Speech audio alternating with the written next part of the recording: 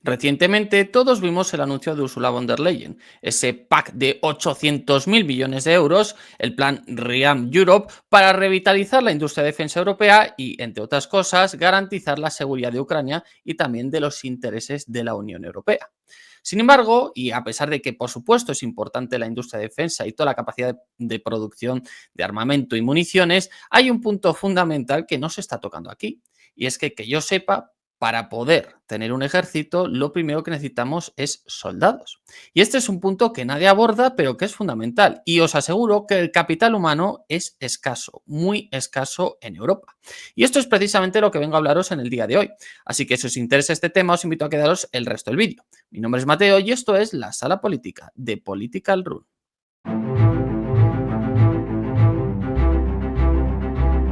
Comencemos este vídeo con un dato muy importante que hemos conocido recientemente y que proviene de los informes de la propia OTAN.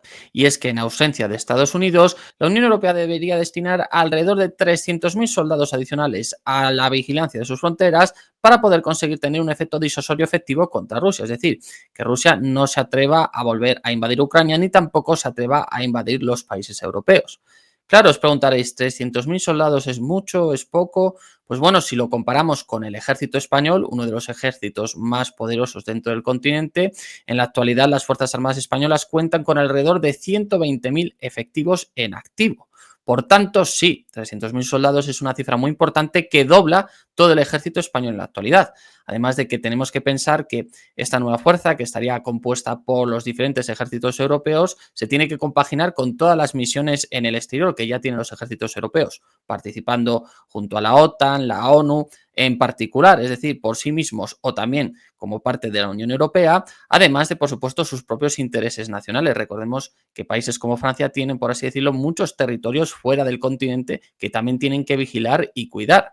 En este sentido, podemos decir, por tanto, que es una fuerza considerable y que reclutar a esa gente no se consigue un día para otro y además también, por supuesto, hay que formarles. No basta solo con reclutarles, también hay que formarles y eso llevará un tiempo importante.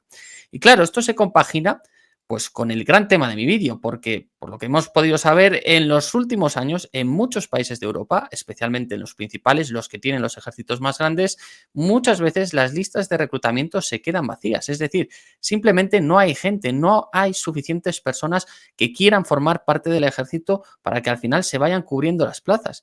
Y esto, por supuesto, es un problema muy importante, que a continuación vamos a desgranar punto por punto por qué se está produciendo y cuáles son sus posibles soluciones. Bien, como no podía ser de otra manera, en primer lugar tenemos que tratar la causa económica, es decir, los bajos salarios y las condiciones laborales de los soldados en la actualidad. Y es que es bien conocido que el soldado raso o los oficiales de menor rango no cobran grandes sueldos en Europa, algo que se agrava a medida que el país es más rico. Es decir, para un ciudadano danés, alistarse en el ejército es incluso menos atractivo que para uno español, porque la diferencia entre el salario que va a cobrar en el ejército y el salario medio que se cobra en su país es aún más amplia. En este sentido, además, hay que tener en cuenta las condiciones laborales, porque la vida de un soldado no es como la de la mayoría de los trabajos que se realizan en Europa, que están en el sector servicios y que de alguna manera es acudir a una oficina, a un local y a las 8 horas volverte a casa. En este caso estamos hablando de que los soldados muchas veces tienen que desplazarse dentro de su país, es decir, varias veces cambiar de vivienda y además también muchas veces desplazarse al extranjero a las misiones internacionales, lo que implica pasar varios meses lejos de tu nación.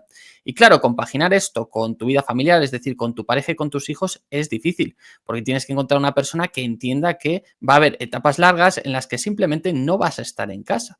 Y claro, por ejemplo, dejar a tu pareja con un hijo pequeño durante 3 o 4 meses, pues sinceramente es muy duro. Y si a esto sumas que encima no te pagan un buen salario, pues simple y llanamente podemos entender por qué el reclutamiento está bajando en Europa. Al final, las condiciones actuales de vida no se compaginan bien ni con el salario que recibe un soldado ni con sus condiciones laborales. Sin embargo, y aunque las causas económicas, por supuesto, son muy importantes, considero que hay otros puntos a destacar que también están influyendo en el bajo reclutamiento europeo.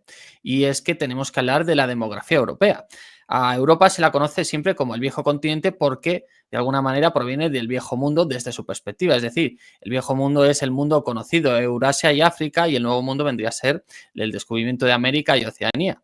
Y en este sentido, pues del viejo mundo viene el viejo continente. Sin embargo, más que así debería llamarse el continente viejo, porque es que es el continente que está lleno, pues eso, de más viejos, de más gente anciana y que además tiene una edad mediana más elevada. Recordemos que en muchos países de Europa la edad mediana se sitúa entre los 45 y los 47 años, es decir, que estamos más cerca de los 50 que de los 40. Y teniendo en cuenta que la edad de reclutamiento de cualquier ejército está entre los 18 y los 25 años, pues el hecho de tener una población cuya edad mediana está en torno a los 45 años, pues amigo, te genera un problema importante porque al final los soldados no pueden ser gente de 50 años, te pongas como te pongas, tiene que ser gente joven y si no tienes gente joven, pues tenemos un problema importante. Pero es que ya no es solo que tengas poca gente joven.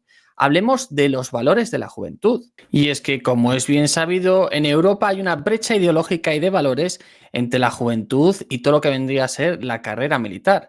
La juventud en general suele ser más individualista, es decir, valora más al individuo que al colectivo. En segundo lugar, siempre suelen estar en contra de la guerra, es decir, la juventud en la actualidad es muy poco belicista. Por tanto, eso de alguna manera choca de nuevo con la carrera militar. Y además, el patriotismo no se concibe como algo relacionado con el ejército. Si tú hablas de patriotismo en España, te hablarán de pagar tus impuestos para que, por ejemplo, se mantenga la sanidad y las pensiones, te hablarán de valorar el país en términos, yo qué sé, gastronómicos, culturales, de cualquier tipo. Pero lo que nadie va a hacer es hablarte de patriotismo como defender tu nación, alistarte al ejército, sacrificarte por tu nación o incluso en cualquier término que de alguna manera dé a entender una posibilidad de conflicto con alguien, ¿no? Todo se debe hacer desde otro punto de vista y esto al final afecta y mucho porque si hay poca juventud y encima esta juventud no tiene ninguna relación ideológica y de valores con el ejército, pues es obvio que tampoco van a querer ser soldados. Lo que me lleva a otro punto fundamental que no se suele tratar y es que la juventud en Europa no es igual que la juventud en África o en Sudamérica. Recordemos que en Europa, dependiendo del país que mires, entre el 40 y el 60% de su población adulta padece de sobrepeso y en los países más fuertes, Francia, España, Italia, más del 10% de la población adulta padece de obesidad. Y es que si esto además lo trasladamos a cifras de los más pequeños, de la obesidad infantil y del sobrepeso infantil, daremos que, por ejemplo, en España, el 15% de nuestros menores, de los más pequeños, padecen de obesidad infantil. Y si lo juntamos con los que tienen sobrepeso, nos daremos cuenta de que el 42% de la infancia española, de los más pequeños, padecen o sobrepeso o obesidad. Claro, un soldado no puede tener una mala forma o por lo menos tiene que tener una forma física aceptable. En este sentido, si ya te están diciendo que en la actualidad los más pequeños en España tienen un 42% o obesidad o sobrepeso, pues cómo ese niño o esa niña cuando crezcan van a poder formar parte del ejército. Si es que su condición física para cuando adquieran los 20 o los 18 años va a ser muy pobre. Es decir, tenemos una población joven pequeña, una población joven que no comparte valores con el ejército y una población joven con una salud física bastante mala. Entonces, esto al final te genera pues que simplemente si lo combinas con malas oportunidades laborales, es decir, bajos salarios y por supuesto unas condiciones que no se adaptan nada a la actualidad, pues tienes al final lo que pasa en Europa y es que nadie se quiere meter en el ejército. Simple y llanamente los puestos más vitales, más necesarios, no los de arriba, sino los de abajo, no se cubren. Llegados a este punto, me diréis, bueno, Mateo, algo se podrá hacer para volver a reclutar gente. Pues bueno, hay medidas y algunas probablemente ya las habréis oído. En muchos países europeos se está planteando volver a implantar el servicio militar obligatorio, que ya en los más cercanos a Rusia existe, pero bueno, implantarlo de manera global para todos y que de alguna manera pues se recupere ese sentimiento, ¿no? Porque al final lo que hacía la mili quizá en cierta manera era ponerte en contacto con la carrera militar, que muchos se quedaran ya en el ejército y que en cualquier caso, fruto de esa experiencia, generaras una perspectiva de la importancia de la defensa y esa famosa cultura de defensa, ¿no? Y ese patriotismo que es necesario para que cualquier país se desarrolle correctamente y pueda defender sus intereses. Esta es una opción, pero claro, enfrenta muchos problemas porque ve tú a decirle a la juventud española o francesa o de cualquier país europeo que a partir de ahora el servicio militar va a ser obligatorio. desde luego no les va a hacer ninguna gracia, aunque es una medida que se puede plantear y que, como ya ha existido en el pasado, pues también se puede recuperar en el presente. Otra opción, por ejemplo, que la vemos especialmente en el ejército de Estados Unidos, que también tiene problemas de reclutamiento, pero ya ha establecido otro tipo de soluciones, es que, por ejemplo, los inmigrantes, para conseguir los papeles, puedan hacerlo mediante el servicio militar, ¿no? Esto es algo bastante común en Estados Unidos. Vemos que muchas veces en el ejército estadounidense los latinos, ¿no?, que han llegado de forma ilegal a Estados Unidos para conseguir sus papeles, pues simplemente hacen durante X años la carrera militar y de hecho algunos pues se quedan ahí el resto de su vida. Y también otra opción muy práctica y que se utiliza bastante en Estados Unidos es plantear la carrera militar como un primer paso para acabar en el mundo privado. Y es que es habitual que, por ejemplo, las empresas como Amazon contraten a veteranos del ejército estadounidense porque los valoran muy positivamente. Pues esta también es una manera, es decir, plantearte, oye, tú vienes ahora y quizá no cobras el mejor sueldo, tienes las mejores condiciones, pero en unos años vas a acabar en una gran multinacional cobrando un salario muy bueno y teniendo una carrera profesional, en definitiva, muy exitosa. Estas son las opciones. Por supuesto, como digo, en todos los países occidentales hay problemas con el reclutamiento, en unos más que en otros, pero al final este problema está ahí y no se suele hablar de ello. En cualquier caso, llegamos al final del vídeo y ahora os toca comentar a vosotros. ¿Qué creéis que es más difícil? ¿Revitalizar la industria de defensa europea o revitalizar la juventud y el número de sus soldados? Yo desde luego no lo tengo nada claro.